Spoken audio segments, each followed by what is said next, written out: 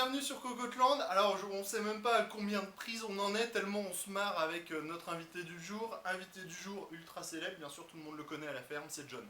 Voilà, un expert. Oui, tout à fait.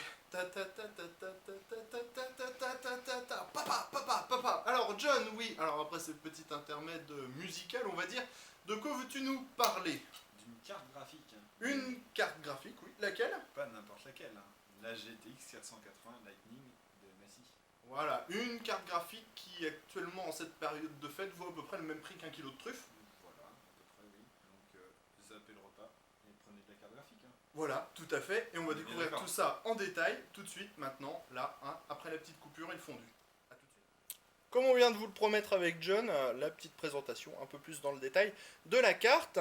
La carte qui est donc une 480 overclockée d'usine, avec un GPU à 750 MHz, des shaders à 1500 MHz, et 4000 MHz sur le giga et demi de GDDR5 en 384 bits. Bref, c'est une carte qui envoie du lourd et ça se remarque tout de suite avec le système de refroidissement. Le système de refroidissement qui n'est autre que le Twin Frozer 3 avec deux ventilateurs de 92 mm, de l'aluminium et des ailettes partout sur toute la longueur de la carte, des caloducs en 6 mm, en 8 mm.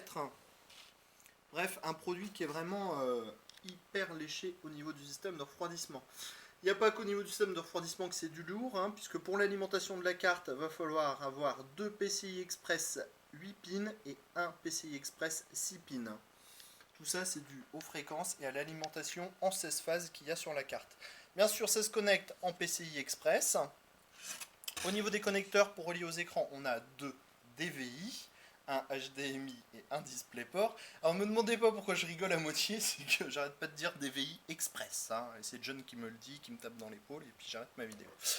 Sur le dessus, on a déjà vu, et on va passer à l'arrière, où on voit tout de suite le souci du détail qui a été apporté à la carte. Alors d'abord, on remarque le PCB, comme sur toutes les Lightning, qui est beaucoup plus gros, qui permet de mettre toutes les phases d'alimentation et les composantes de classe militaire, même si chez nous on préfère la classe à Dallas, ou la classe à Las Vegas, ça dépend. Mais bon, l'essentiel qu'on voulait vous montrer, c'était cette grande plaque en aluminium qui permet d'avoir une meilleure rigidité, parce que comme on l'a déjà dit, la carte elle est très lourde, et son prix c'est à peu près celui d'un kilo de truffes. On l'a dit aussi, mais on aime bien le répéter, on trouvait ça drôle. Voilà, donc John vous proposera bientôt le test complet de la carte, avec des photos en plus, et tout ça, et des benches, et on vous dit à bientôt.